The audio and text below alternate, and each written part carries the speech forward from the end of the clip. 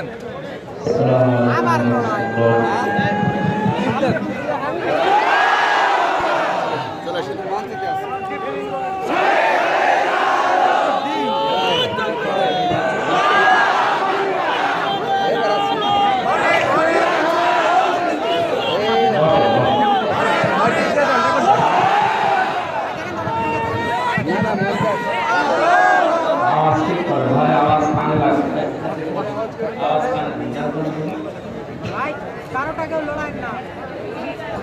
আলহামদুলিল্লাহ রাব্বিল মাশরিকাইনি ওয়া রাব্বিল মাগরিবাইন আল্লাযী খালাকা কুল্লা শাইইন মিন যাওজাইন ওয়া আওজাবা আলাইনা আল-ইহসানা বিল ওয়ালিদাইন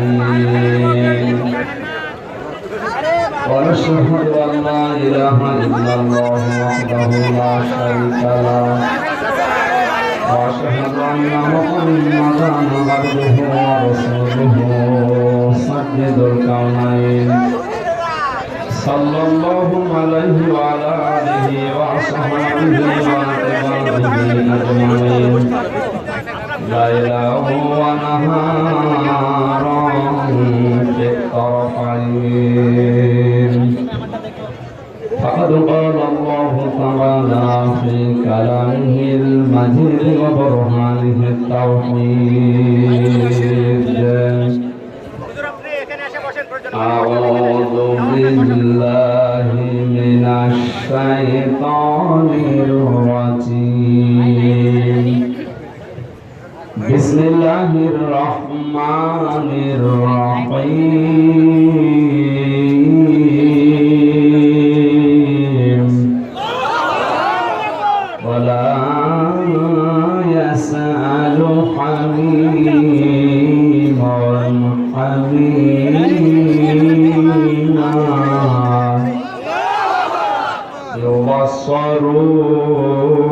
يبصرونهم يود المجرم لو يفتدي من عذاب لو يفتدي من عذاب يومئذ ببنيه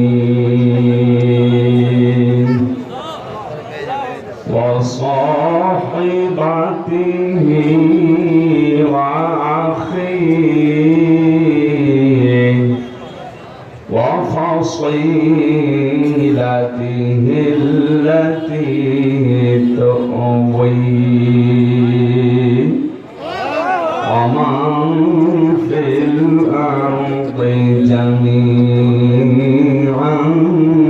ثم ينجيه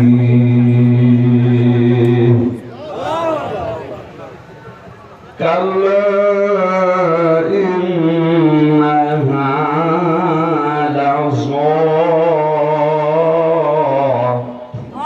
نزاعة للشوى تدعو من أدبر وتولى وجمع فأوعى صدقت يا ربنا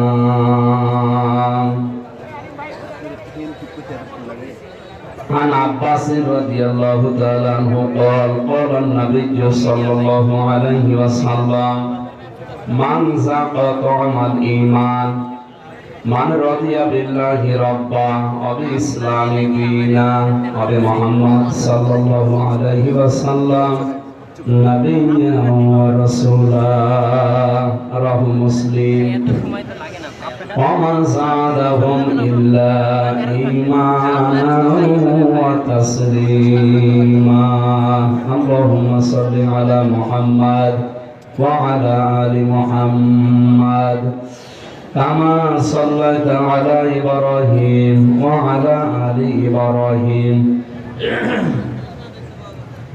إنك حميد مجيد اللهم بارك على محمد وعلى آل محمد كما باركت على إبراهيم وعلى آل إبراهيم إنك حميد مجيد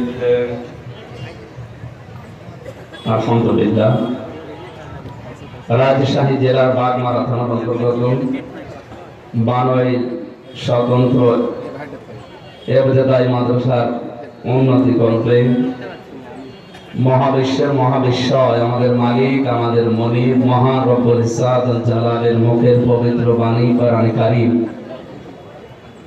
তাফসীরুল কোরআন মাহফিলের সনাতন সভাপতি হাজিউল হারামাইন আলহাজ মাওলানা আব্দুস সাত্তার দামাত বারকাতুহুল আলিয়া, সিনিয়র সহ সভাপতি হাজারো আলেমের উস্তাদ জনাব মাওলানা FM ইসমাইল আলম আল হাসানি, উপাধ্যক্ষ বেলঘরিয়ার হাট ফাজিল মাদ্রাসা। অনেকগুলো মানুষের নাম এখানে দেখতে পাচ্ছি,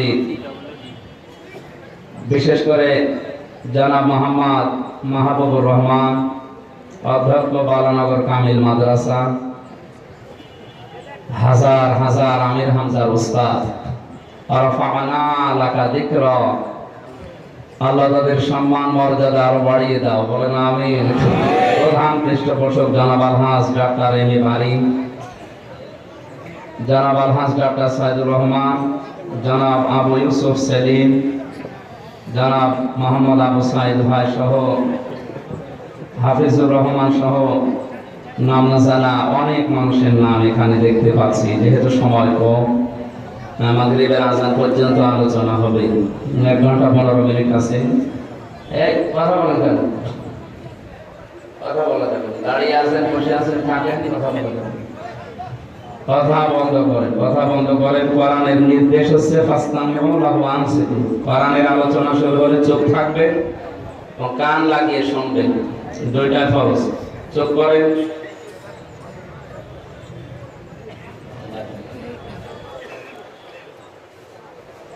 আজকের মাহফিলের প্রধান অতিথি শাইখুল মাশায়েখ, আমাদের অভিভাবক জনাব মোহাম্মদ হাবিবুর রহমান, চেয়ারম্যান 1 নম্বর গোবিন্দপাড়া ইউনিয়ন পরিষদ। আমরা বললাম তো সময় কমে জন্য কেউ মন খারাপ করেন না, সবার জন্য আমরা একবারে দোয়া করছি। ওয়ারাফা'না লাকা যিকরাক, যার ঈমান এবং আমল এই যোগ্যতা অনুযায়ী আল্লাহ যেন তাকে দুনিয়া আখিরাতে সম্মান আরো বাড়িয়ে দেন, বলেন আমিন। এতক্ষণ যারা কোরআনে কারীম থেকে আলোচনা রেখেছেন, ইসলামিক চিন্তাবিদ শিক্ষাবিদ জনাব মাওলানা আব্দুল আওয়াল, জনাব মাওলানা আবু ইমরান, মাওলানা জিয়াউর রহমান, মাওলানা আব্দুর রশিদ সহ নাম না জানা অন্যান্য সম্মানিত ওলামা ইকরাম, সামনে বসা মুসলমান ভাইরা, পর্দার আড়ালের সম্মানিত মা এবং বোনেরা, যে অবস্থা চলছে সারা বাংলাদেশে, বিশেষ করে আমাদের চুয়াডাঙ্গা, কুষ্টিয়া, মেহেরপুরে 42-43 ডিগ্রি সেলসিয়াস চলছে,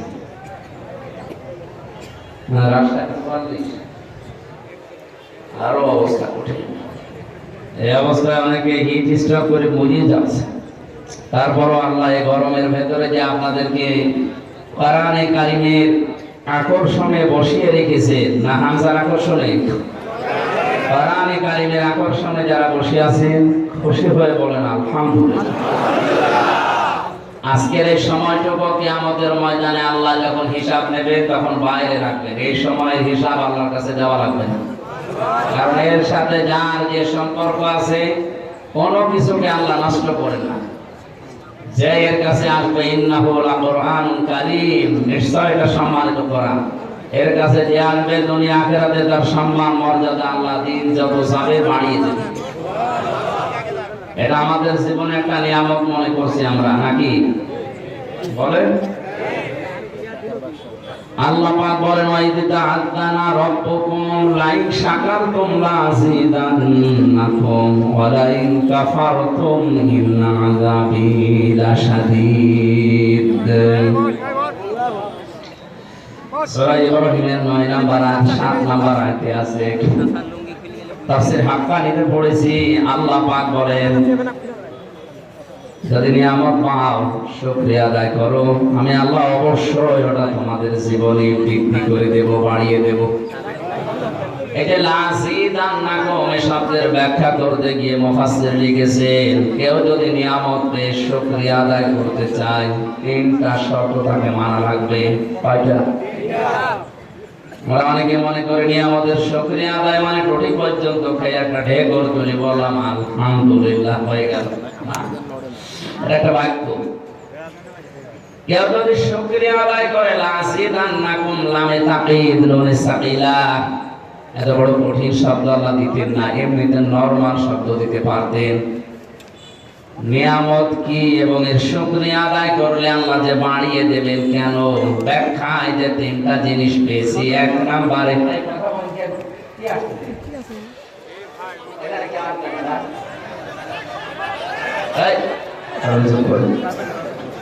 এমনিতে সেখানে 3 বছর এক ঘরের ভেতরে ছিলাম, জানা জিনিস ভুলে গেছি। এখন বারবার ডিস্টার্ব করলে যতটুকু আছে ও ছাতা ভারী এখানে একটু ডিস্টার্ব করবেন না। 1 ঘন্টা খানিক আপনি স্পষ্ট কথাগুলো স্পষ্ট ভাবে শুনেন, যদি বোঝার চেষ্টা করেন, যদি নাও মানতে পারেন তাও 500 রাকাত নফল নামাজে সওয়াব। মানতে পারলে তো সময় সোহাগা। যদিও বাস্তবতা আমাদেরকে ওইদিকে মনে হচ্ছে নিয়ে যাচ্ছে না, যে আমরা কোরআনে কারিমের যে আয়াত পড়েছি এগুলো মানতে পারবো কিনা জানি না, তবে চেষ্টা চালাবো ইনশাআল্লাহ।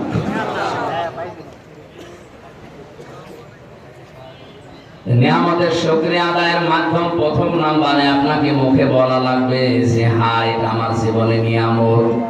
এটা কি বলা লাগবে। 2 নম্বরে এই নিয়ামত পাওয়ার পরে আপনি যে অন্তরের ভেতরে একটা অনির্বচন সুখ আপনি অনুভব করবেন, এটা সবাই পায় না। শব্দটা কি বললাম? একটা অনির্বচন সুখ আপনি পাবেন। কি এটা? উদাহরণ দিতে গিয়ে তাফসীরে পড়েছি, যে যখন সৌ মারতে আসে পাখিকে, মুরগিকে, হাঁসকে, আমরা দেখি মুরগি আস্তে করে নিজের ডানাটা এভাবে বিছিয়ে ডাউন করে দেয়।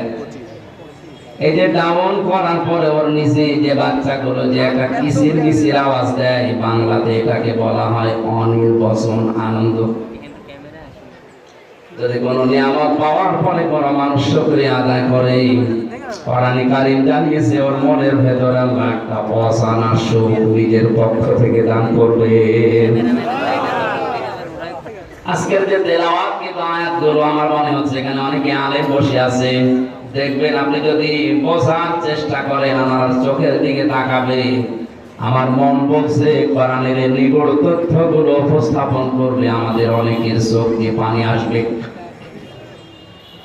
وَإِذَا سَمِعُوا مَا أُنزِلَ إِلَى الرَّسُولِ تَرَى أَعْيُنَهُمْ تَفِيضُ مِنَ الدَّمْعِ مِمَّا عَرَفُوا مِنَ الْحَقِّ يَقُولُونَ رَبَّنَا آمَنَّا فَاكْتُبْنَا مَعَ الشَّاهِدِينَ। সূরা মাইদার 83 নম্বর আয়াতে আল্লাহ জানিয়েছেন, হে নবী আপনি যখন কোরআন কারীম তাদের সামনে পড়বেন, ওরা শ্রবণ করার পরে দেখতে পাবেন আপনার কথাগুলো যারা অনুধাবন করা, এর মর্ম মানেগুলো যারা উপলব্ধি করার ক্ষমতা রাখে, ওদের চোখ দিয়ে মনের অশান্তি পানি পড়ছে। কোরআনের আলোচনায় সবার চোখে পানি আসবে না, এটা বোঝার মতো যোগ্যতা যদি আপনার থাকে, উপলব্ধি করতে পারেন যে আল্লাহ কি বলে আর আমি কি করি, আপনি দেখবেন কখন আপনি কেটে ফেলেছেন আপনি টের পাচ্ছেন না। বাড়ি যাওয়ার আগে মানুষগুলো বলবে আল্লাহ ইয়াকুলুনা রব্বানা আমান্না, এগুলো তো আমরা বিশ্বাস করেছি, ফাকতুবনা মা'আশ শাহিদিন, যারা সাক্ষী দিয়েছে তাদের সাথে আমার নামটাও তুমি লিখে নাও। বলেন আমিন। মনের ভেতরে একটা অনির্বচন সুখ আপনি নিতে পারবেন। 3 নম্বরে যে কথাগুলো এখানে বলা হবে কোরআনে কারীম দিয়ে, এই কথাগুলো প্র্যাকটিক্যাল লাইফে আপনি সেট করে করে আল্লাহকে দেখাবেন। এর নাম লা ইন শাকারতুম লা আযীদান্নাকুম। কেউ যদি নিয়ামত পাওয়ার পরে শুকরিয়া আদায় এই 3টা পদ্ধতিতে করতে পারে, আল্লাহর গ্যারান্টি আল্লাহ এই নিয়ামত তার জীবনে আবার বৃদ্ধি করে দিবেন। বলেন আমিন। ওয়ালা ইন কাফারতুম ইন আযাবি লাশাদীদ, যদি গুরুত্ব না দেন, যদি দাম না দেন, মর্যাদা না দেন, আল্লাহ পাক বলেন ওটা আমি ছিনিয়ে নেব, কেড়ে নেব। শুধু কেড়ে নেব তা না, আযাবের ভেতরে ফেলে দেব। বলেন নাউযুবিল্লাহ। আমরা মনে করতে পারছি এটা আমাদের জন্য আজকে নিয়ামত। এটা কি? লক্ষ লক্ষ মানুষ এলাকায় বাস করে, সবাইকে আল্লাহ কোরআনে কারিমের এই অনুষ্ঠানে, যেহেতু বললাম আজকের এই 1-1.5 ঘন্টার সময় কিয়ামতে যখন বিচার শুরু হবে আল্লাহ মাইনাস করে রাখবে, বলবে এই জবাব আপনাকে দেওয়া লাগবে না, আপনার বাকি সময় জবাব দেন। সুতরাং এই সময়টা আল্লাহ যে আমাদের কাছ থেকে জবাব দিচ্ছে না, এটা বিশাল একটা নিয়ামত না? এই নিয়ামত সবাইকে তো দেয়নি, আমাদের যাদের দিলেন বলেন আলহামদুলিল্লাহ। মান ইত্তাবাআল হুদা বিগাইরিল কোরআন আদাল্লাহুল্লাহ, তিরমিজি শরীফের হাদিস। আল্লাহর নবী জানিয়েছেন কোরআনে কারীম বাদ দিয়ে পৃথিবীর কোন জায়গায় যদি কেউ ভালো হওয়ার নিয়তেও যায়, আল্লাহ নিজে দায়িত্ব নিয়ে তাকে গোমরা বানিয়ে দেয়। এ কথার লোড কত যারা আলেম আছে টের পাচ্ছে। আদাল্লাহুল্লাহ, আদাল্লাহ ইউদিল্লু বা বিফাল, যদি দল্লা শব্দ আসতো, দল্লা ইয়াদিল্লু, বাংলা অর্থ হতো আপনি নিজেই নিজেকে খারাপ বানিয়ে ফেলেছেন। 43টা বাদ থেকে শব্দটা যখন আসবে একটা একটা করে 43 রকমের অর্থ আসে। বাবে ফাল থেকে আসার কারণে বাংলা অর্থ দাঁড়িয়েছে আপনি হয়তো ভালো হওয়ার নিয়তে কোনো জায়গায় গিয়েছিলেন, কিন্তু কোরআনে কারীম সেই অনুষ্ঠানে, সেই জায়গায়, সেই ময়দানে ছিল না। আল্লাহ রাগ করে আপনাকে আরো খারাপ বানিয়ে দেবে। বলেন তো হেদায়েত দেওয়ার একটা স্বপ্ন মালিকানা হামজা না, মানে কার? উনি যদি বলে আমি তোকে গোমরা বানিয়ে দেব, আরো খারাপ বানাবো, তো হেদায়েত দিতে আর দুনিয়ায় কেউ পারবে? বলেন। সুতরাং দল, মত, জাতি, বর্ণ, ধর্ম নির্বিশেষে আজকের এই ময়দানে সিদ্ধান্ত নেওয়া লাগবে। শুধু মাহফিল শুনতে আসা না। এ প্রচন্ড গরমে কষ্ট করে যখন এসেছেনই, আজকেই মন থেকে সিদ্ধান্ত নিয়ে বাড়ি যাবেন। কোরআন যেখানে নেই, জীবনের আগ পর্যন্ত যতদিন আজরাইল না আসে ওখানে আমি আর যাব না। ওখানে যদি আমি চাই আমাকে গোমরা বানিয়ে, খারাপ বানিয়ে জাহান্নামে পাঠাবে কে? পাগলকে যদি জিজ্ঞাসা করেন গোমরা হবা, ও রাজি হবে? অথচ আল্লাহ দায়িত্ব নিয়ে আপনাকে গোমরা বানাবে। রাজশাহী এলাকায় হাদিসটা না বলায় ভালো, কারণ এই এলাকায় এগুলো চলে না। এগুলো চট্টগ্রাম আর সিলেটে আছে। 48,000 যে পীরের দরবার বাংলাদেশে আছে সরকারি জরিপে, তার অধিকাংশ গুলো ওই 2 বিভাগে। আমাদের রাজশাহী, খুলনা, রংপুর এগুলো থেকে আল্লাহ আমাদেরকে বাঁচিয়েছে। জিনিস খারাপ না, মানে যে জিনিস যত ভালো তার ভেজাল বের হয় তত তাড়াতাড়ি। ও জিনিস তো ভালো জিনিস, এর মানে ওস্তাদ, শিক্ষক, মুআল্লিম, আপনি যেটা জানেন না ওনার কাছে জেনে নেবেন। এটার নামই তো আরবিতে মুআল্লিম বলে, ইংরেজিতে টিচার বলে, বাংলায় শিক্ষক বলে, আর ফার্সিতে বলে পীর। শুনলে অনেকের রাগ হয়, কিন্তু শব্দটা ভালো, খারাপ না। যে উদ্দেশ্যে ব্যবহার করা দরকার ছিল হয়তো আজ অনেকে ওই উদ্দেশ্যে ব্যবহার না করে অনেকে এটাকে ব্যবসা বানিয়েছে। এজন্য আজকের এই ময়দানে আমরা সিদ্ধান্ত নিয়ে যেতে পারি, যেখানে কোরআন নেই ওই দরবার যদি আমার বাবাও তৈরি করে, ওই দরবারে আমি আর যাব না। এমনিতে 48,000-এর শুধু 8 বাতি 4 থাকবে, সব বন্ধ হয়ে যাবে। আর একটা কথা বলতাম যে এখন দরকার নেই বলা, আগে বলেন আবার 3 বছর ধরে চলেছে। হ্যাঁ, আমি মরে গেল আর বলবো না।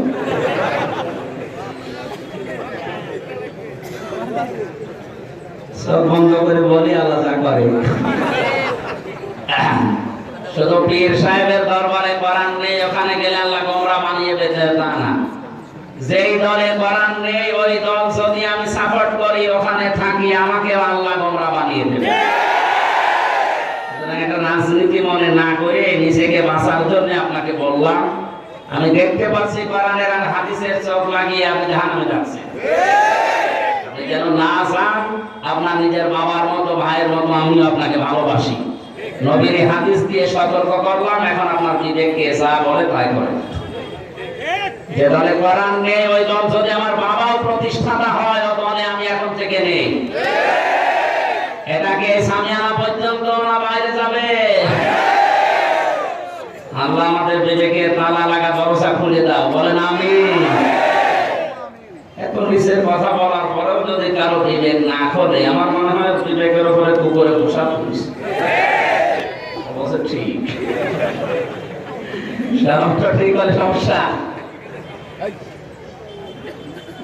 আল্লাহ তুমি আমাদেরকে ওমরের মতো বানিয়ে দাও, বলেন আমিন। দরুদ আর সালাম পড়ছি আমাদের নবী মুহাম্মদ রাসূলুল্লাহ সাল্লাল্লাহু আলাইহি ওয়াসাল্লামের প্রতি, যারা আনিত আদর্শ পেয়ে আমরা খুশি না বেজার? আমি এখানে একটা সত্য কথা বলছি, আমরা যারা ওযু করি, ওযু ভেঙে যায় কয় কারণে বলেন তো? বলেন 7 কারণে ওযু ভেঙে যায়। যদি একটাও পাওয়া যায় ওযু ভেঙে গেছে, নষ্ট হয়ে গেছে, ওই ওযু দিয়ে আর নামাজ হবে? বলেন। এরা যেমন বুঝলেন নামাজ ভেঙে যায় 19টা কারণে। কয়টা? কেউ যদি নামাজ পড়ে 19টার ভেতরে একটাও পাওয়া যায়, ওই নামাজ আর নামাজ হবে? ও নামাজ পড়াও যা। এই দুইটা বুঝেছেন কিনা আগে বলেন? বুঝেছেন? যেহেতু ক্লাস চলছে আর বেশিরভাগ সব শিক্ষক বসে আছে। বিশ্ববিদ্যালয়ে থাকাকালীন দেখেছি সবচেয়ে বেশি ক্লাসে প্রশ্ন করতেন ডক্টর লোকমান স্যার। ওনারা জিজ্ঞাসা করতো ছাত্রদের, এত বেশি প্রশ্ন করেন? বছর প্রশ্ন করলে ওটা জীবনে বলবা না। আমি বারবার আপনাকে প্রশ্ন করছি কারণ আপনার মরণ পর্যন্ত যেন এটা মনে থাকে। নামাজ ভেঙে যায় 19টা কারণে, নিচেই বললেন একটা পাওয়া গেল নামাজ আর নামাজ থাকে না। ও নামাজ পড়াও যা, না পড়াও তা। ওযু করলে ওযু ভেঙে যায় 7 কারণে। আমল করলে আমল ভেঙে যায় 2 কারণে। কয় কারণে? রোজা রাখলে রোজাও ভেঙে যায়, হজ করলে হজও ভেঙে যায়, নষ্ট হয়ে যায়। যত ইবাদত আল্লাহ আমাদেরকে দিয়েছেন আমরা দেখেছি এগুলো ভেঙে যাওয়া, নষ্ট হয়ে যাওয়ার পেছনে কিছু না কিছু কারণ আছে। কথা বলেন না কেন? আর ওগুলো যদি ভেঙে যায়, নষ্ট হয়ে যায়, ওটা করাও যা, না করাও তা। যে জিনিস আপনাকে জান্নাতে নিয়ে যাবে তার নাম ঈমান, তার নাম আর আসতে বলেন। এই ঈমানও ভেঙে যায় 10টা কারণে। এখানে হাজারো মানুষের অনেকেই জানে না ঈমান কয় কারণে ভাঙে। অনেকে ওযু ভেঙে যায় 7 কারণে বলতে পারে, নামাজ ভেঙে যায় 19 কারণে ভেঙে বলতে পারে, অথচ জান্নাতে যাওয়ার জন্য যেটা শর্ত ঈমান, ঈমানও ভেঙে যায়, নষ্ট হয়ে যায় 10 কারণে। ওই একটাও জানে না। কথা বলে না কেন? ঈমান যদি সত্যি ভেঙে যায়, আপনার নষ্ট হয়ে যায়, তাহলে ভাঙা ওযু দিয়ে যেমন নামাজ হয় না, ভাঙা ঈমান দিয়ে আপনি জান্নাতে যেতে পারবেন না। আজকের মাহফিলে যেন সতর্ক করছি, ঈমান যেন ভেঙে না যায়, নষ্ট হয়ে না যায়। যে 10টা কারণে ঈমান নষ্ট হয়, ভেঙে যায়, তার 4 নাম্বারটা আমি পড়েছি আজকে। যে কিছুক্ষণ আগে যেটা বললাম, বিশ্বনবী মুহাম্মদ রাসূলুল্লাহ আমাদের একমাত্র আদর্শ, একমাত্র।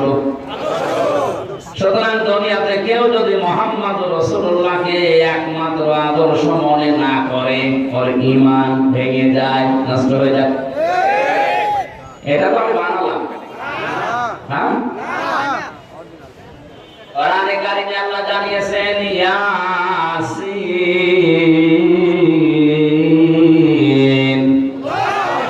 ইয়াসিন সূরার ভেতরে 86টা আয়াত আছে।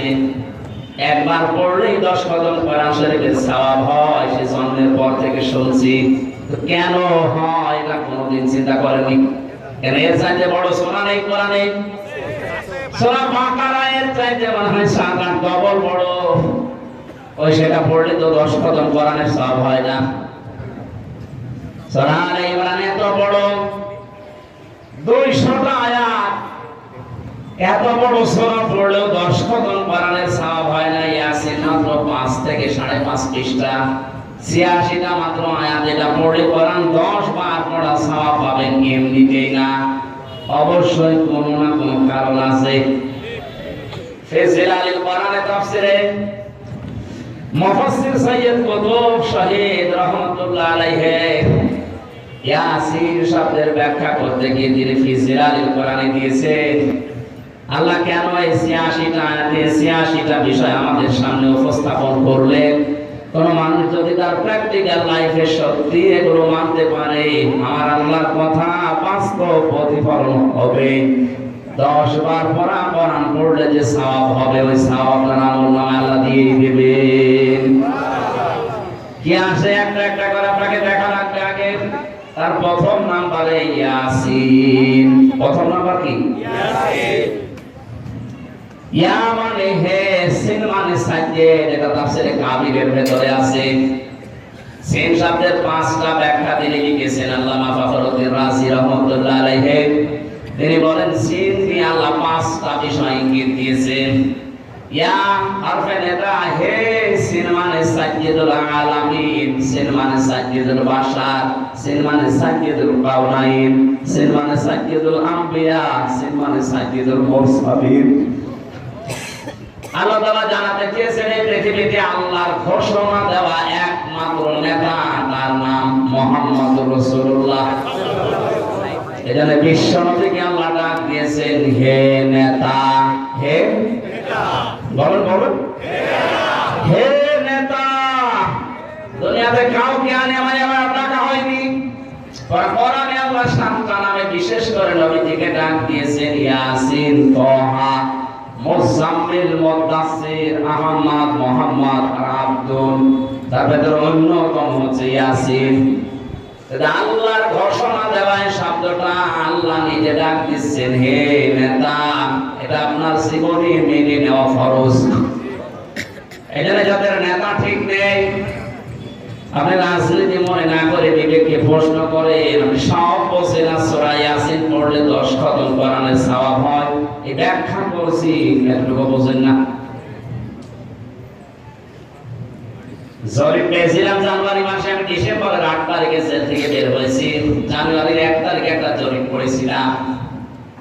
ওখানে লিখেছে বাংলাদেশে ১০০ জনের মাত্র ১৫ জন বিশ্ব নবীকে একমাত্র আদর্শ নেতা মেনে চলে, বাকি ৮৫ জন আছে তা না নাই। এই ঈমান ভাঙার যে ১০ টাকা আপনার ৪ নাম্বার কারণ, যেটা যারা বিশ্ব নবীকে আদর্শ মানে না তাদের ঈমান ভেঙে যায়, নষ্ট হয়ে যায়। এই হিসাবে ১০০ জনের ৮৫ জনের ঈমান আছে না গেছে? তার ভেতরে আমি আপনি মনে হয় নেই। আমরা যেন পড়ে না যাই ওর ভেতরে। এই যে ১৫ জন আছে এর ভেতরে যেন আমরা থাকতে পারি। আল্লাহ আমাদেরকে কবুল করো, বলেন আমিন। আর ঈমানই যদি ভেঙে যায় আপনি কি দিয়ে পড়াই করছেন? পৃথিবীর যত বিষয় আছে প্রতিটি বিষয়ের একটা আলাদা আলাদা স্বাদ পাবেন। কেউ যদি ঈমান আনে ঈমানের রসের স্বাদ পাবে।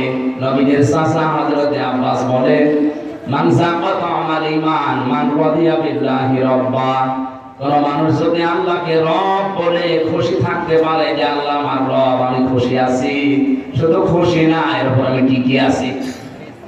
কোন মানুষ যদি সত্যিই রব বলে খুশি থাকে এবং টিকে থাকে, তাতানাজ্জালু আলাইহিমুল মালাইকা, আল্লাহ পাক বলেন আমি তার জন্য ফেরেশতা নাযিল করে হলেও সাহায্য করব।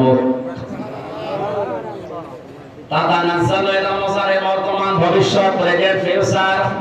এখন বলছেন মালাকুন না দিয়ে মালাইকা দিয়েছেন। কিয়ামত পর্যন্ত আল্লাহ যে সাহায্য করবে আল্লাহর ওয়াদা, এটা মিথ্যা হতে পারে? আর আসতে বলেন ফেরেশতারা সময় এসে কি বলবেন? আল্লাহ তাখাফু ওয়ালা তাহজানু, ভয় পাবেন না, চিন্তা করবেন না। কিসের ভয়, কিসের চিন্তা? তাফসীরে ইবনে কাসির মুফাসসির লিখেছেন মানুষ হয়তো ভয় করতে পারে আল্লাহ আমি এখনই যদি মারা যাই, হয়তো চিন্তা করতে পারে এখনই মারা গেলে আমার যে ছেলে আছে ও ছেলের কি হবে, আমার যে মেয়ে বিয়ে দেওয়া লাগবে ও মেয়ের কি হবে, আমার যে বিশাল সম্পদ আমি করেছি, আমার যে বিশাল ক্ষমতা, এটা আমার কি হবে। এই চিন্তা, এই ভয় তার মনের ভেতরে আসতে পারে। ফেরেশতারা ওই সময় এসে তাকে বলে ভয় পাবেন না, চিন্তাও করবেন না, ওগুলো সব দায়িত্ব আল্লাহ নিজের হাতে নিয়ে নিয়েছে। এই ওয়াজটা করা যত সহজ মুখ দিয়ে, এটা প্র্যাকটিক্যাল লাইফে সেট করা কত সহজ না। যারা সেট করেছে তারা বুঝতেছে।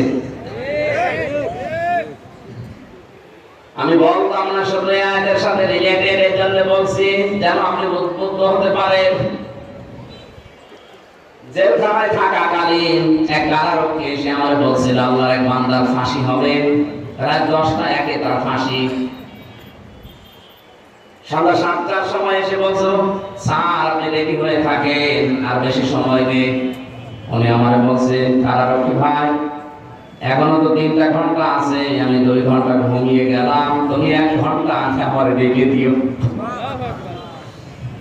কারারক্ষী আমাদেরও পাহারা দিচ্ছিল ওই সময়, ডাক দিয়ে বলছে হুজুর দেখলাম ঠিক লোকটা ঘুমিয়ে গেল, 2 ঘন্টা পরে আমি ডাকলাম, উনি ঘুম থেকে ভালোভাবে উঠলেন, গোসল করলেন, ওযু করলেন। আমারে বলছে চা খাবেন আপনি? নিজে চা বানালেন ভেতর থেকে, আমারে দিলেন 1 কাপ, নিজে আর 1 কাপ খেলেন। 2 রাকাত নামাজ আদায় করে ডাক দিয়ে বলছে ভাই এবার চলেন, আমি রেডি হয়ে গেছি। আমি বলছি হুজুর আমিও তো মানুষ, আমার তো মনে হচ্ছিল ওই সময় যে মাত্র আর 1 ঘন্টা যার বাকি আছে ফাঁসির, এই লোকটার ঘুম আসে কি করে? আমার তো নাম শুনলে ঘুম যায়, আর আমি ঘুমাচ্ছে। অথচ লোকটা আমার কত ফকির না,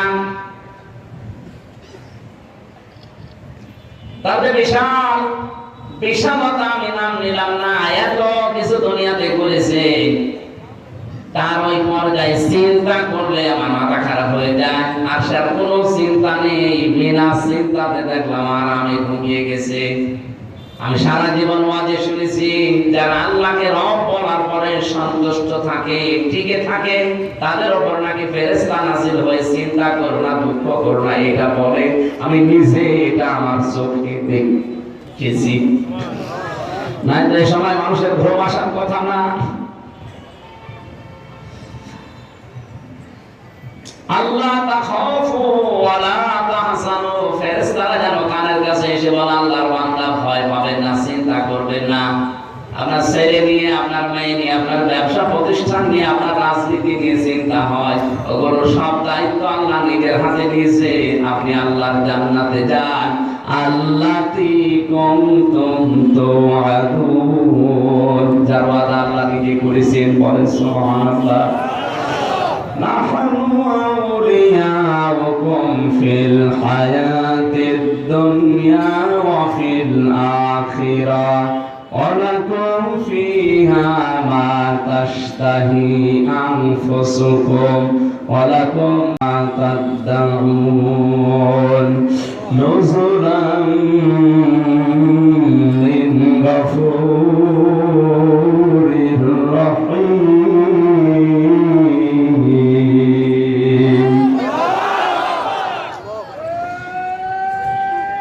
ভাই বসেন, ভাই কথা শেষ হবে না, সময় নেই।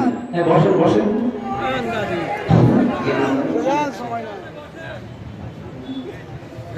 আমার ভাইরা, আমি আয়াতের টিপস এটা ভেতরে যেটা শব্দ পেয়েছি, সত্যি যদি আমরা আল্লাহকে রব বলার পরে সন্তুষ্ট থাকতে পারি, খুশি থাকতে পারি, ঈমানের একটা স্বাদ আমরা পাবো।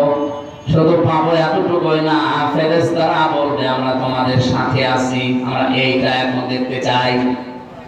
ফিলিস্তিনের মুসলমানদের জন্য এটা এখন সবচেয়ে জরুরি। 57টা মুসলমান রাষ্ট্র দুনিয়াতে, আমার তো মনে হচ্ছে যতটুকু এরা যদি শুধু প্রসাব করে দেয়, ইসরায়েল ভেসে যাওয়ার কথা। অথচ তাদের মনে সান্ত্বনা এইটাই, ফিলিস্তিনের মুসলমানেরা আনহানু আউলিয়াউকুম ফিল হায়াতিদ দুনিয়া ওয়া ফিল আখিরাহ। আয়াত পড়ার পরে মনে হয় ফেরেশতারা ওদেরকে যেন বলছে চিন্তা করবেন না, আমরা সাথে আছি। শুধু এতটুকুই না, জান্নাতে যাওয়া পর্যন্ত তোমাদের সাথে বন্ধু হয়ে থাকবো। এমন জান্নাতে পৌঁছিয়ে দেব যেখানে যাওয়ার পরে চাওয়ার আগে জিনিস পাওয়া যাবে। এটা আল্লাহর পক্ষ থেকে, দয়াময় মহা মেহেরবানের পক্ষ থেকে এটা মেহমানদারি। আমার ভাইরা, আমরা ঈদের দিন যেভাবে সকালবেলা আনন্দ করলাম, সেমাই খেলাম, মিষ্টি খেয়েছি, অথচ ঈদের দিন ওই সময় ফিলিস্তিনের ছোট ছোট বাচ্চারা পাথর খাচ্ছে, বোমা খাচ্ছে। ওদেরকে যদি আল্লাহর ফেরেশতা মণ্ডলী এসে কিছু নাই বলবে, কোন সান্ত্বনায় নাই দেবে, ওরা টিকে থাকলো দুনিয়ায় কি করে? অবশ্যই ইমানের স্বাদ পেয়েছে, আল্লাহকে রব বলার পরে যারা খুশি হয়ে যারা টিকে আছে দুনিয়ায়, যারা ইসলামকে জীবন ব্যবস্থা হিসাবে পেয়ে খুশি আছে। ওস্তাদ বলছিলেন না, ইন্নাদ দীনা ইনদাল্লাহিল ইসলাম, পৃথিবীতে একটাই মাত্র জীবন ব্যবস্থা যার নাম ইসলাম। এটা থেকে সরানোর জন্য আজ অনেকে সূক্ষ্ম ষড়যন্ত্র চালিয়ে যাচ্ছে এই দেশেও। পরিষ্কার ভাষায় বলছি, আল্লাহর ঘোষণা, আপনি পৃথিবীর কোন ধর্ম দিয়ে, কোন নিয়ম নীতি দিয়ে আল্লাহ পর্যন্ত যেতে পারবেন না। তাহলে আল্লাহ দিনের আগে আলিফ লাম দিতেন না। এটা নির্দিষ্ট করে দিয়েছেন, একটাই মাত্র ধর্ম, একটাই জীবন ব্যবস্থা, যেটা দিয়ে আল্লাহ পর্যন্ত পৌঁছানো যায়, আল্লাহকে রাজি করা যায়। অমাইয়া বাতাবি গায়রাল ইসলামি দীনান ফালাই ইউকবালা মিন, এর আখেরি আয়াত। তোমাদের ভেতরে ইসলাম বাদ দিয়ে যদি অন্য কোন নিয়ম নীতি ধর্ম দিয়ে আল্লাহ পর্যন্ত যেতে চাও, তোমাদের জীবনের কোনো কিছু আল্লাহ কবুল করবেন না, করছেও না, করবেনও না। বলেন নাউজুবিল্লাহ। সুতরাং এই বিষয়ে আমরা যারা ৯৬% মুসলমানের দেশে আছি, আমাদের একটু সতর্ক হওয়া লাগবে। আমাদেরকে যেন ইসলাম ইসলাম ইসলাম থেকে দূরে সরিয়ে অন্য কোন জায়গায় নিয়ে যেতে না পারে। আমার কথার অর্থ বলছেন আপনি? ৩ নম্বর, মুহাম্মদুর রাসূলুল্লাহকে যারা একমাত্র আদর্শ নবী আর রাসূল হিসাবে পেয়ে খুশি হয়েছে। নবী কি? নাবাও শব্দের শাব্দিক অর্থ হচ্ছে সংবাদ বাহক।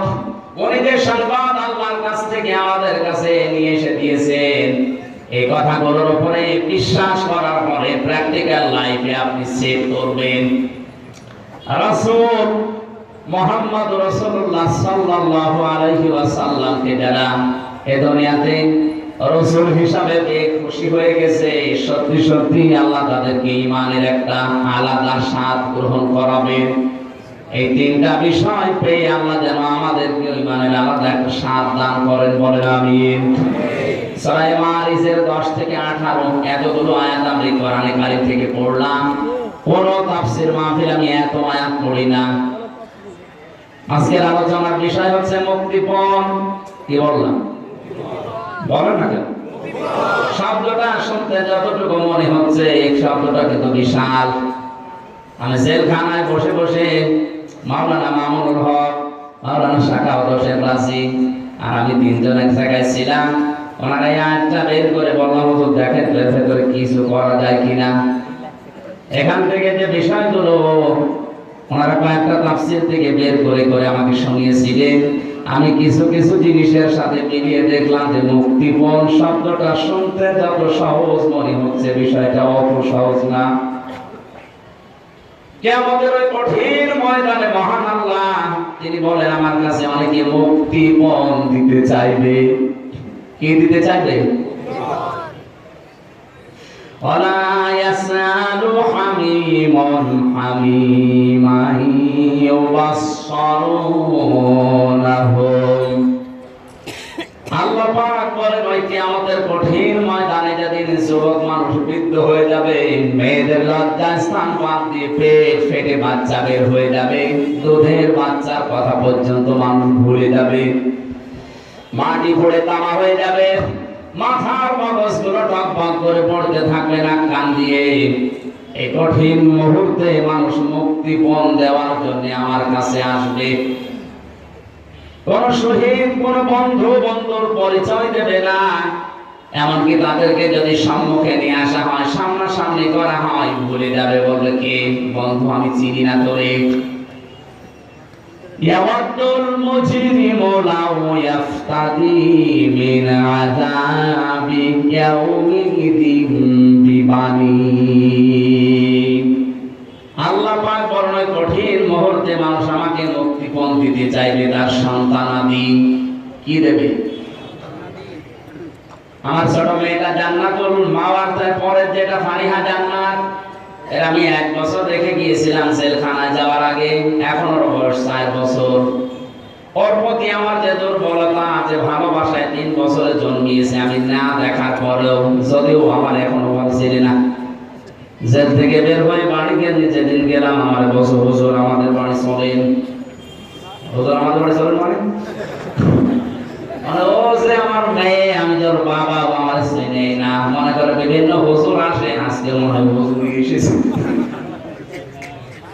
অথচ ওকে না দেখে যে ভালোবাসা, যে মহব্বত ওর প্রতি তৈরি হয়েছে, আমার যতটুকু মহব্বত ওর প্রতি, কেউ যদি বলে পড়ার আশ্বাই তোমাকে দিয়ে দেবো, ফারিহাকে মেরে ফেলো, আমার সম্ভব না। কি ভালোবাসা ওর প্রতি বলেন তো আমার। অথচ আল্লাহ বলেন কিয়ামতে ফারিহাকে আমার কাছে হামজা বলবে, আল্লাহ মুক্তিপণ দিয়ে দিলাম, এটা হীন। এটা বলবো আমি, মানে যে বলবো, এটা কি বানাচ্ছি আমি? কোরআনে কারিম আমাকে জানাচ্ছে যে আমি বলবো। ফারিহা জান্নাতের মতো এত মহব্বত, ভালোবাসার বস্তুকে যদি আমি বিনিময় দেওয়া, মুক্তিপণ দেওয়া, ফিদিয়া দিতে চাই, আর কি বাকি থাকবে আমার কাছে? আল্লাহ পাক বলেন শুধু সন্তানাদি না, ওয়াসাহিবাতিহি ওয়া বানি ওয়া আখি, এমনকি তার স্ত্রী, তার সহোদর যারা, তার ভাই, তাদেরকে আল্লাহর কাছে সে মুক্তিপণ হিসাবে বলবে, আল্লাহ এগুলো নিয়ে নাও। ওয়া ফাসিলাতিহি আল্লাতী তুবি, তার জ্ঞাতি গোষ্ঠী, তার দলের লোক, যারা তাকে আশ্রয় দিত বিপদে পড়লে, যাদের নাম শুনবে তাকে অনেক বিপদ থেকে বাঁচিয়ে দিত, এই মানুষগুলোকে সে বলবে, আল্লাহ এগুলো মুক্তিপণ দিয়ে দিলাম, এগুলো নিয়ে নাও, আপনারা আমাকে বাঁচাও অন্তত। আল্লাহ বলেন এতটুকু না, ওয়ামান ফিল আরদি জামিআ, এমনকি তামাম দুনিয়ায় ওর যা আছে তা তো দিতে চাইবে, ওর যা নেই তাও বলবে আল্লাহ ওগুলো দিয়ে দিলাম। সম্মায়ুজি, এর বিনিময়ে তুমি আমাকে নাজাত দাও, আমাকে বাঁচাও। আল্লাহ পাক এবার কঠিন জবাব দিয়েছেন, কাল্লা, না, কখনোই না, ইন্নাহা লাযা, অবশ্যই এই মানুষগুলোকে আমি আল্লাহ লাজায় প্রবেশ করাবো। কোন জায়গায়? বলেন বলেন। এখানে একটা কমন প্রশ্ন আমরা অনেকবার করেছি, আমরা অনেকে জানি যে জাহান্নাম 7টা, জান্নাত 8টা। না, সূরা হিজরের 44 নম্বর আয়াতে আল্লাহ জানিয়েছেন, লাহা সাবআতু আবওয়াব, এই জাহান্নামের দরজা 7টা। কয়টা? তাহলে জাহান্নামে একটা দরজা 7টা, জান্নাত একটা দরজা 8টা। আমি কোরআনে 100টার উপরে দরজার স্তর পেয়েছি। মনে মনে ওইগুলো আমাদের আলোচনার বিষয় না, বা ওগুলো আমরা আলোচনা করি না, তাই জানি না। জান্নাতের দরজা কিন্তু শুধু 8টা না, 100টার উপরে আছে। জাহান্নামের 7টা আমাদের কাছে পরিচিত বেশি, তার ভেতরে গুরুত্বপূর্ণ এই লাজা। একটা জাহান্নাম তার স্তর বা দরজা হচ্ছে 7টা। মনে করেন আল্লাহ পাক বলেন, লিকুল্লি বাবিন মিনহুম জুজউম মাকসুম, দুনিয়াতে যে যে ধরনের অপরাধ করবে, কিয়ামতে আল্লাহ তাকে ওই দরজা দিয়ে প্রবেশ করাবে, তার জন্য ওই কিসিম, ওই অংশ ভাগ করা থাকবে। এরা ইবতিদাই মাদ্রাসা 1 থেকে 5 পর্যন্ত পড়ায়, 5টা ক্লাসরুম আছে না? বলেন, 5টা ক্লাসরুমের 5টা দরজা আছে। যে সেই শ্রেণীতে পড়ে ওই দরজা দিয়ে সে প্রবেশ করে। ক্লাস 1 এ পড়ে, ও 5 এ সে ক্লাস করতে পারবে। আল্লাহ পাক বলেন, দুনিয়াতে যে সেই ধরনের কাজ করছো, করবা, যে ধরনের অপরাধ করছো, কিয়ামতের দিন ওই দরজা দিয়ে তোমাদের আমি প্রবেশ করাবো। এখন আমাদের এই মাহফিলে আসার পরে এটাই বোঝার বিষয় যে আমি কোন দরজা দিয়ে প্রবেশ করার উপযুক্ত হলাম। অবশ্যই কোনো না কোনো দরজার পাশে আমি দাঁড়িয়ে আছি। ফেরেশতা মালিক দারওয়ান যিনি আছে, উনি আমাকে কিন্তু জিজ্ঞাসা করবে, কেন লাজায় আসলে, কেন সাকারে আসলে, কেন হুতমায় আসলে, কেন হাবিয়ায় আসলে, কেন জাহিমে আসলে, কেন জাহান্নামে আসলে। জাহান্নাম একটা দরজার নাম। এই 7টা নাম দিয়ে আল্লাহ দরজার নামে নামকরণ করলেন, তার ভেতরে ভয়ঙ্কর দরজার নাম হচ্ছে লাযা। আল্লাহ পাক বলেন নাসাআতাল্লিশআওয়াত, এত ভয়ঙ্কর, এখানে ঢুকলেই মানুষের চামড়া আগে খসে যাবে। আর ভাই চামড়া এমনি খসে না, একটা ঘরের ভেতরে আপনি প্রবেশ করলেন, চামড়া খসে যাবে না। কি যন্ত্র সেখানে সেট করা আছে, কি আযাব দেওয়ার জিনিসগুলো আছে যে গেলে চামড়া খসে যায়। বলেন, আপনি অনুধাবন করতে পারছেন যে জায়গাটা কত মারাত্মক। যেখানে গেলে আগে চামড়া খসে যায়।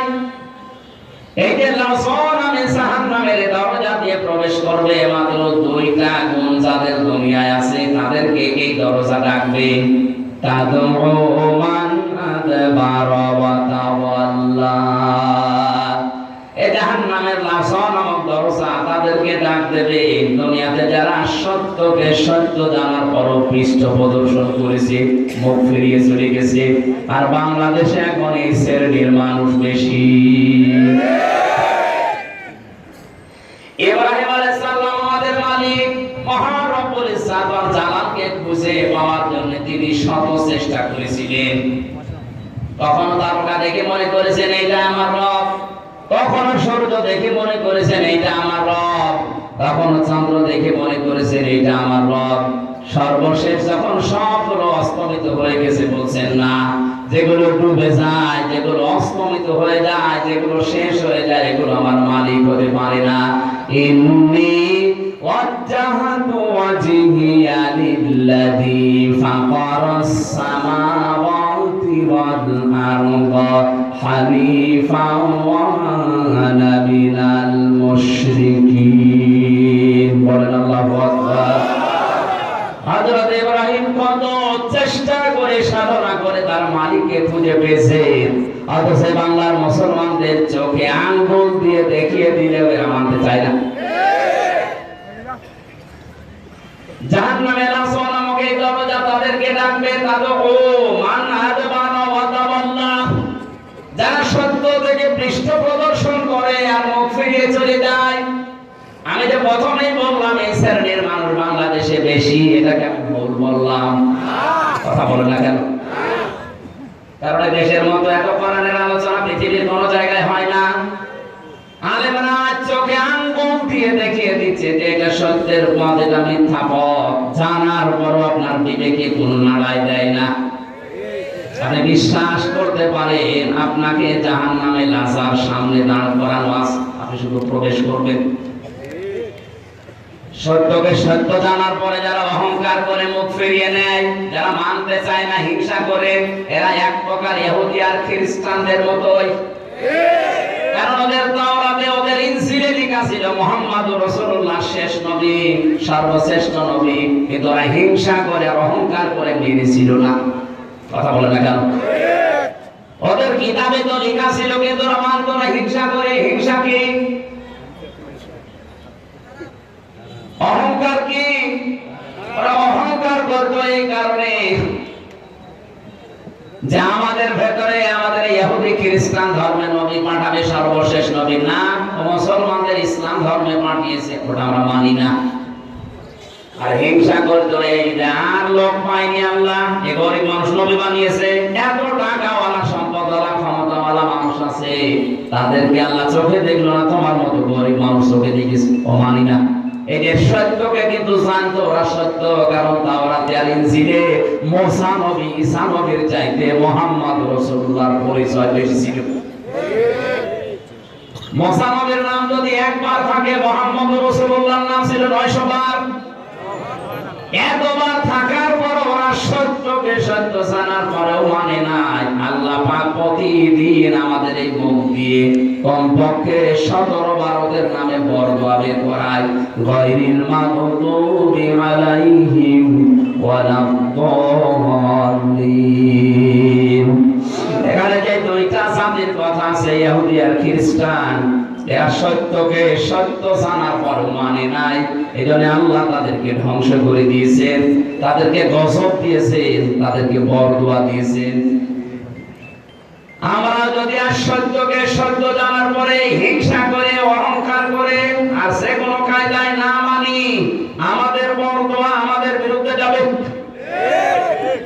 প্রতিদিন অন্তত আপনি অন্য নামাজ না পড়লেও ফরজ নামাজ তো পড়েন, ফরজ নামাজ 17 রাকাতে অন্তত এই কথা বলাই লাগে, গায়রিল মাগদুবি আলাইহিম ওয়ালাদ-দাল্লিন।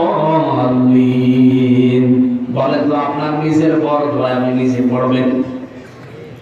এখানে সত্যকে সত্য জানেন, আপনি জানেন আমির হামজা সে কুষ্টিয়া থেকে এসেছে, ওর বাবার কথা বলবে না, ওর দাদার কথা বলবে না, ও দলের কথা বলবে না, ও যা বলবে কোরআন থেকে বলবে, ওটা আপনি বিশ্বাস করেন, জানেন। ও এইটার জন্য অহংকার করে হিংসা করে মানেন না, না এটা আমার বাবার মুরিদ না, ও মানি না, এটা আমার দলের লোক না, মানি না। আমি মনে হয় বেশি বলে ফেললাম। বাংলাদেশে এই চরিত্রের মানুষ আছে না নেই? বিশ্বাস করতে পারেন এগুলো এক প্রকার ইহুদি আর খ্রিস্টানদের মতোই। এদেরকে লাসা নামক দরজা ডাকতেছে, আসো। ও জামাআ ফাআওয়া, 2 নম্বরে যারা মাল সম্পদ জমা করে আর সংরক্ষিত করে রাখে, যেগুলো আমার কাছে স্থায়ীভাবে থাকবে। এটা মাল, মাল মানে অনেকেই মনে করে যে মরে গেছে আবুল মাল, ওইটা মনে হয়। কিছুদিন আগে যিনি বিদায় নিয়েছেন মন্ত্রণালয় থেকে, যিনি অর্থমন্ত্রী ছিলেন সাবেক, কি কামাল, এই মাল নাকি? আবুল মাল না, কামাল না, এ মাল কি? ফিজিলালিল কোরআনে মুফাসসির লিখেছেন, মাল শব্দের ব্যাখ্যায় তিনি 5টা বিষয় তুলে ধরেছেন। যারা এই 5টা বিষয় জমা করে আর বারবার সংরক্ষিত করে রাখার চেষ্টা করে আর মনে করে আমার কাছে থাকবে, ইয়াহসাবু আন্না মালাহু আখলাদা, যারা ধারণা করে এগুলো আমার কাছে স্থায়ীভাবে থাকবে, এগুলো আর হাত ছাড়া হবে না, এই মানুষগুলোকে মহান আল্লাহ ভূতমা নামক দরজা দিয়ে প্রবেশ করাবে। বলে নাউজুবিল্লাহ।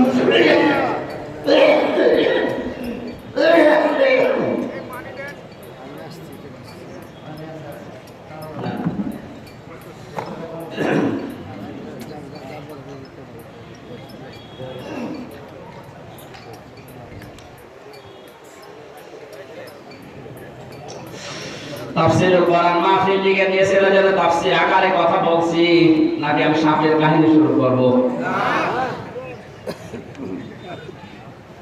আল্লাহ পাক জানিয়েছেন যারা মাল জমা করে, আল্লাযী জামাআ মালান ওয়া আদ্দাদা, আর বারবার গণনা করে মনে করে আমার কাছে স্থায়ীভাবে মাল থেকে যাবে, এটা সংরক্ষিত করে রাখার চেষ্টা করছে।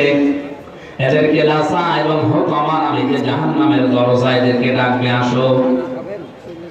এমন কঠিন অবস্থান লাই দরজার ভেতরে রেখেছেন নারুল্লাহিল মুকাদা।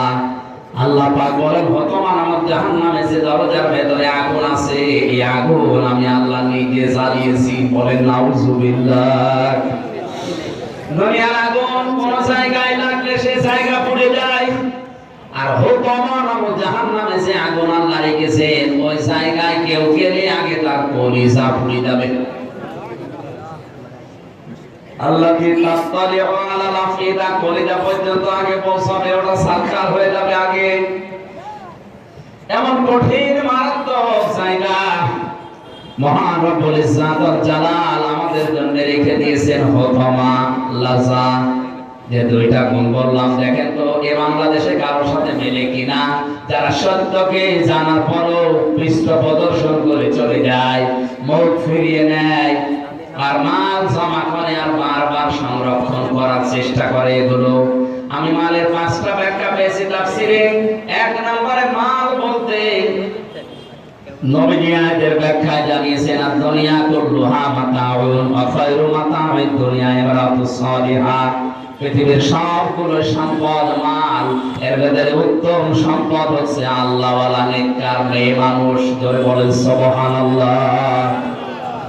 সম্মানিত মা বোন, আমি দেখলাম বহু মা বোনেরা আম গাছতলায় বসে আছেন, বাসতলায় বসে আছেন, নেককার নারী, এগুলো দুনিয়ার শ্রেষ্ঠ সম্পদ। কি এটা? আল্লাহর নবী জানিয়েছেন 4টা গুণ যার ভেতরে আছে স্ত্রীটাকে শ্রেষ্ঠ সম্পদ বলা হয়, শ্রেষ্ঠ নারী বলা হয়। এক নম্বরে যার স্বামী বাইরে থেকে আসলে দুনিয়ার সব কাজ কাম বাদ দিয়ে স্বামীকে খুশি করার জন্য এগিয়ে যায়। দুই নম্বরে স্বামী যেটা পছন্দ করে ওটা যদি জায়েজ হয়, জীবন থাকতে ওটা মেনে নেয়।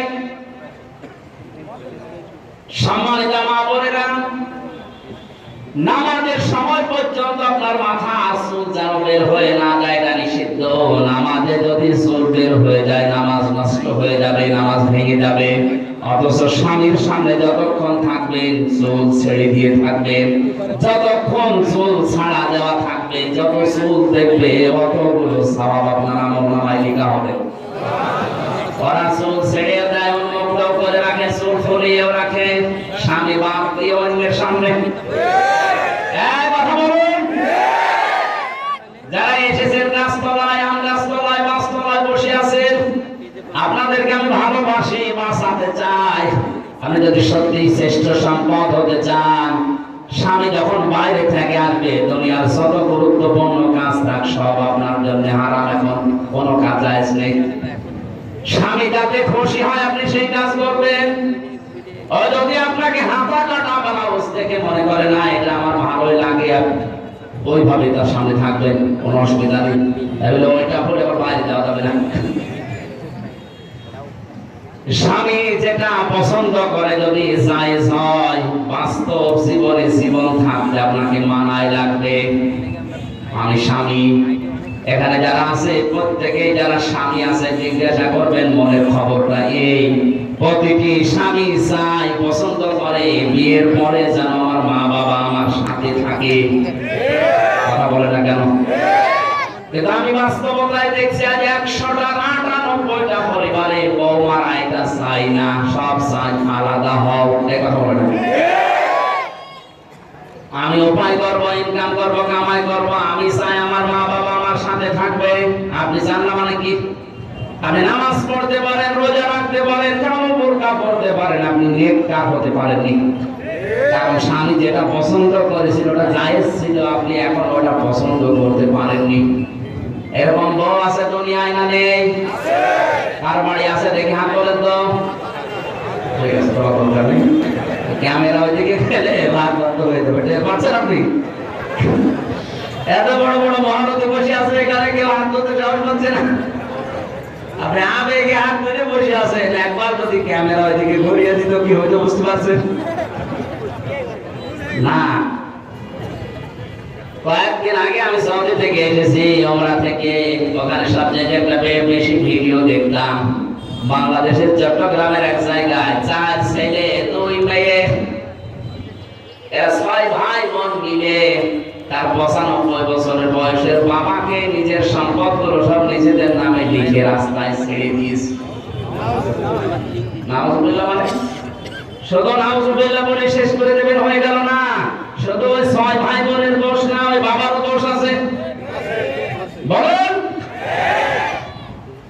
এই 6টা ভাই বোন জানেই না যে বাবা কি জিনিস। মা মরে গেছে 10 বছর আগে, নিজেরা 6 জন মিলে কায়দা করে বাবার জমিগুলো নিজের নামে লিখে নিয়ে বাবাকে এখন রাস্তায় ছেড়ে দিয়েছে। বেটার বয়স 95 বছর, ও পড়বে রাস্তায়, মরবে ডেনে পড়ে, সারা জীবন কুকুরের খাবার হবে। সেটা নাউজুবিল্লাহ যারা বললেন না, আমি নাউজুবিল্লাহ বলতে চাই না। এখানে দোষ এই বাবাটার আছে। কারণ আল্লাহর পরে যে মা আর বাবার স্থান, ও বাবা ওই 6 ছেলে মেয়েকে কোনোদিন জানায়নি, ওই রকম শিক্ষা কোনোদিন তাদের দেয়নি। কথা বলেন ঠিক কিনা? আর শিক্ষা ব্যবস্থা নিয়েও যে সূক্ষ্ম ষড়যন্ত্র অনেকে করছে। আমাদের ইমানের দাবি হচ্ছে আমরা অন্তত মুসলিম বলে যারা দাবি করি, আমাদের আবার যেন 95 বছর বয়সে কুকুরের খাবার হওয়া না লাগে, সেজন্য আগে থেকেই ছেলে মেয়েকে এই শিক্ষা দেওয়া আছে আল্লাহর পরে আমার স্থান। এটা পাওয়া যাবে সেই জায়গায়, ওখানে আপনি নিয়ে যান তারে। এই যে সাকোয়াই আছে মাদ্রাসা নাকি জানো? সাকোয়া নাকি? এরকম জায়গায় দিয়ে দিলে ওই জায়গা থেকে যে অগ্রত সাহেব ওনাকে শিখাবে আপনার ওই ছেলেকে ওই মেয়েকে। রাব্বুকা আল্লা তা'বুদু ইল্লা ইয়্যাহু ওয়া বিল ওয়ালিদাইনি ইহসানা। আল্লাহ পাকের নামে রায় দিয়েছি, ঘোষণা দিয়েছি, সিদ্ধান্ত নিয়েছি, ফয়সালা করে দিয়েছি যে আমার ছাড়া কারো ইবাদত করা যাবে না। আর আমার পরে সবচেয়ে বড় স্থান তোমার মা বাবার, তাদের সেবা করো, তাদের খেদমত করো, তাদের প্রতি ইহসান করো। ব্যাখ্যায় মুফাসসির লিখেছেন কোন সন্তান যদি মা বাবার জন্য ব্যবহারিক কোন জিনিসও কিনে দেয়, ওটা যেন সে আল্লাহর রাস্তায় সাদকা করলো। সুবহানাল্লাহ বলতে পারো? মায়ের একটা স্যান্ডেল দরকার, আপনি যদি স্যান্ডেলটা মাকে কিনে দেন, বাবার একটা স্যান্ডেল দরকার যদি কিনে দেন, ও যদিও দুনিয়ার কাছে ব্যবহার করবে, আপনার দ্বারা মনে হবে আপনি আল্লাহর রাস্তায় এই 100 টাকা দান করে এসেছেন। বাংলার হাজারো মানুষ এই বিষয়টা না জানে। আজ যে সমস্ত জায়গায় টাকা পয়সা গুলো, সম্পদ গুলো খরচ করছেন না জেনে না বুঝে, এটা রেকর্ড হচ্ছে, কালকে তামাম দুনিয়ায় ছড়াবে। প্রত্যেককে আহ্বান জানাচ্ছি, আল্লাহর পরে যাদের স্থান তারা কিন্তু আমার ঘরে। কথা বলে গেল, আল্লাহর পরে যার স্থান তারা আমার ঘরে, না বরিশালে, না চট্টগ্রামে, না সিলেটে। কোথায় দৌড়াচ্ছেন আপনি? একবারে চট্টগ্রাম চলে যাচ্ছেন, এখান থেকে 700 কিলোমিটার।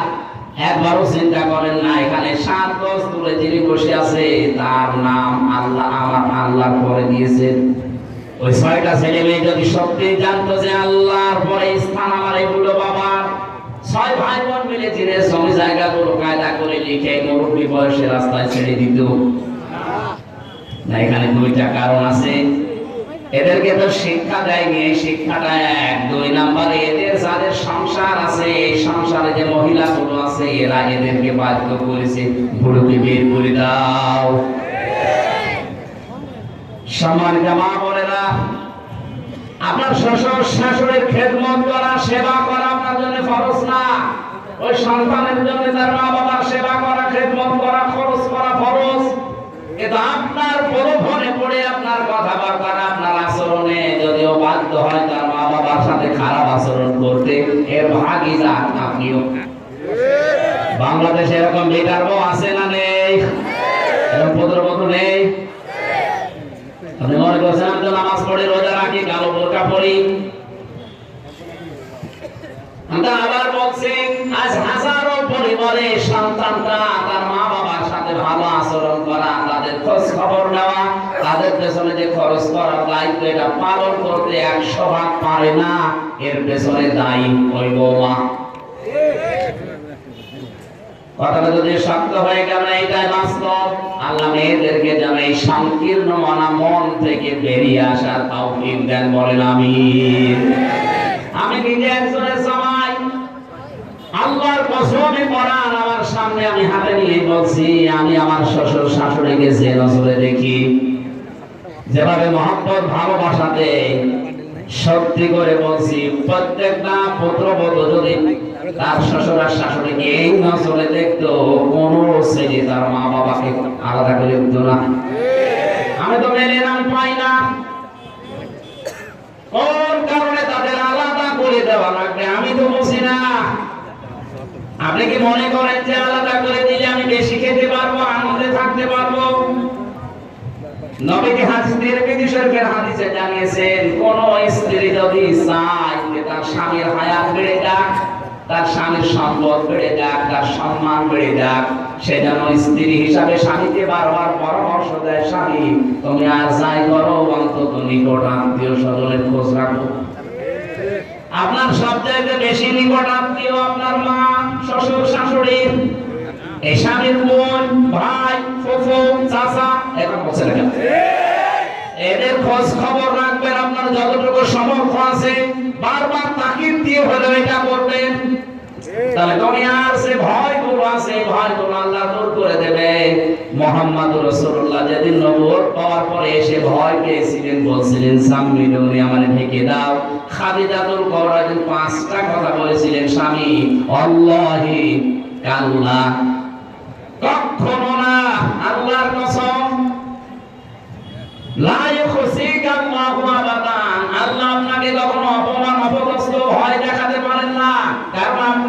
নিকট আত্মীয় স্বজনের খোঁজ খবর রাখেন।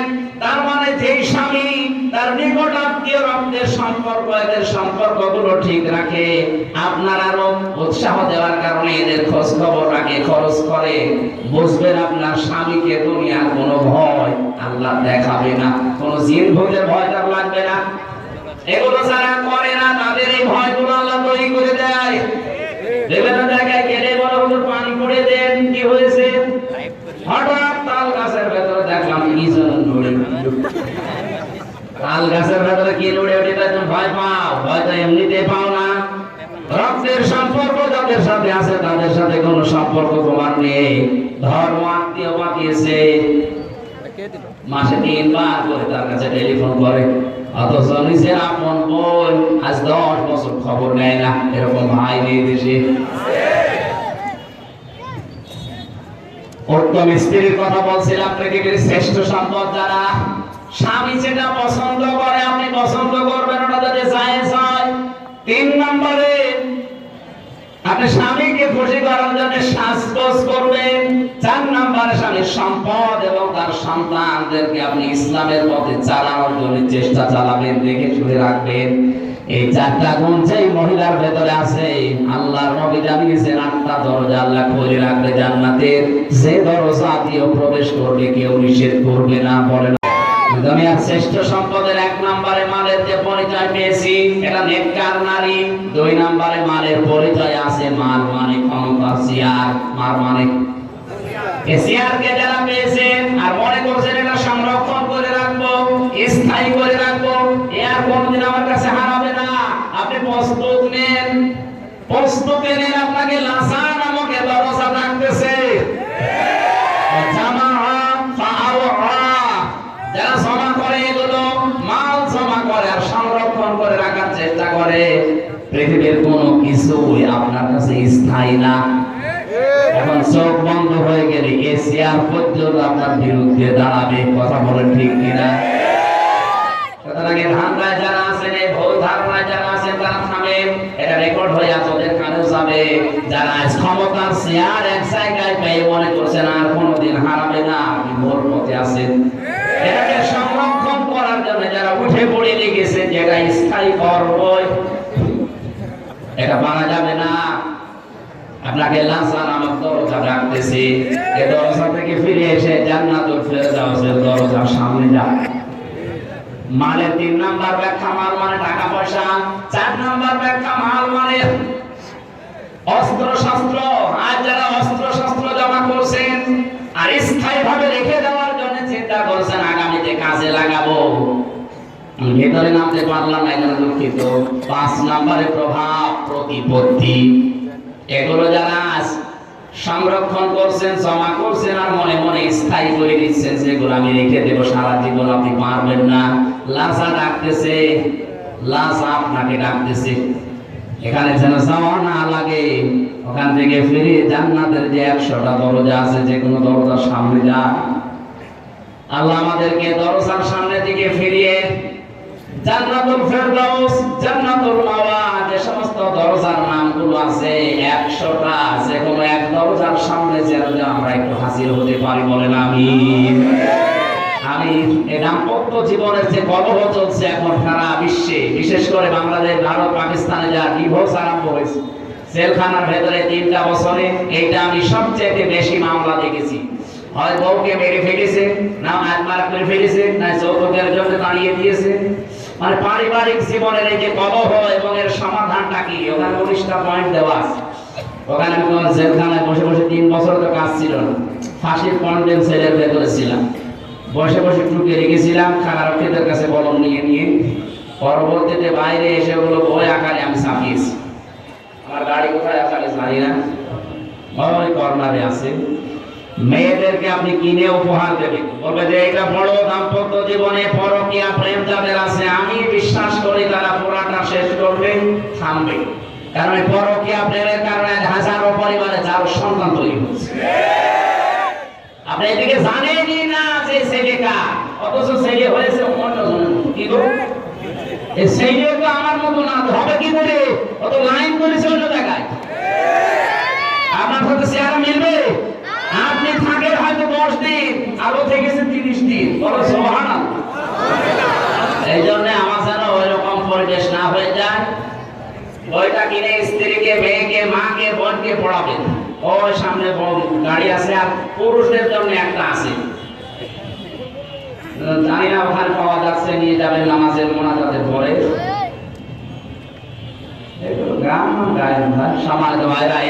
সাতটা পয়েন্ট ছিল, আমরা সামনে আর 10 মিনিট আছে নামাজের। বইটা নিয়ে আজকের মতো বাড়ি যান। রাতের বেলা রাত 9টা একটা মাহফিল আছে ভবানীগঞ্জ বাজারে, মাঝগ্রাম, ভবানীগঞ্জ মাঝগ্রাম। রাত 9টা 9:30 ওখানে উঠবো ইনশাল্লাহ। আমরা আগামীকাল আছে নরদাস আছে কালকে দিনের বেলায়, আসরের পর থেকে মাগরিব পর্যন্ত আমরা কথা বলবো। আল্লাহুম্মা আমিন। লা ইলাহা ইল্লা আনতা সুবহানাকা ইন্নী কুনতু মিনাজ জালিমিন। রব্বুল আলামিনের প্রচন্ড গরমে জান্নাতের বাগান যারা সাজিয়ে দিল, এই মানুষগুলোকে তুমি কবুল করো। যত আলেম এখানে এসেছে আমার মাথার তাজ, আলেমদেরকে তুমি হযরতে আবু বকরের মতো বানিয়ে দাও। মাহফিলের বাস্তবায়নে তোমার যে বান্দা আবু সাইদ সহ, মাননীয় এমপি সাহেব, অধ্যক্ষ আবুল কালাম আজাদ ভাই সহ যত মানুষ কোরআনে কারিমের অনুষ্ঠানের জন্য শ্রম দিয়েছে, গোয়েন্দা বিভাগের যে মানুষগুলো সাহায্য সহযোগিতা করেছে, কোরআনের জন্য যে যতটুকু এগিয়েছে তুমি তার দিকে অতটুকু এগিয়ে যাও। মা বোনদেরকে তুমি নেককার হওয়ার, আল্লাহ তাআলা আল্লাহ ওয়ালা হওয়ার তৌফিক দাও। রাসা যেন আমাদেরকে না ডাকে, জান্নাতুল ফেরদাউস, জান্নাতুল মাওয়া আমাদেরকে ডাকে, ওইরকম ব্যবস্থা করে দাও। বারাকাল্লাহু লানা ওয়া লাকুম ফিল কোরআনিল আযীম। আল্লাহ তাআলা বহু কষ্ট স্বীকার করে বিশাল আয়োজনে তোমার যে বান্দাগুলো শ্রম দিয়েছেন, এদের টাকা পয়সাগুলো ওসমানের মতো কবুল করে নাও। আমরা অসুস্থ যারা আছি আমাদেরকে শেফায়ে কামেলা আজেলা নসিব করো। আর আমার কণ্ঠে ব্যথা করছে, শরীরও ভালো না, অসুস্থ আছি, মুসাফির অবস্থায় আছি, মাসরুম অবস্থায় আছি, মন থেকে দোয়া করছি আল্লাহ তুমি আমাদের হামে নাসির হয়ে যাও। বারাকাল্লাহু লানা ওয়া লাকুম ফিল কোরআনিল আযীম। আলহামদুলিল্লাহি রাব্বিল আলামিন। আল্লাহুম্মা ইন্নী আসআলুকা শাহাদাতান ফি সাবিলিক। যখন মরণ আসবে যেন একবার হলেও পড়ি লা ইলাহা ইল্লাল্লাহু মুহাম্মাদুর রাসূলুল্লাহ। আসসালামু আলাইকুম। ওই কর্নারে আছে সাদা গাড়ি, ওখান থেকে নিয়ে স্ত্রীকে, মেয়েকে, মাকে, বোনকে, ফুফুকে অবশ্যই উপহার দেবেন, কাছে রাখবেন। সাদগায়ে জারিয়া সওয়াব পেয়ে যাবেন।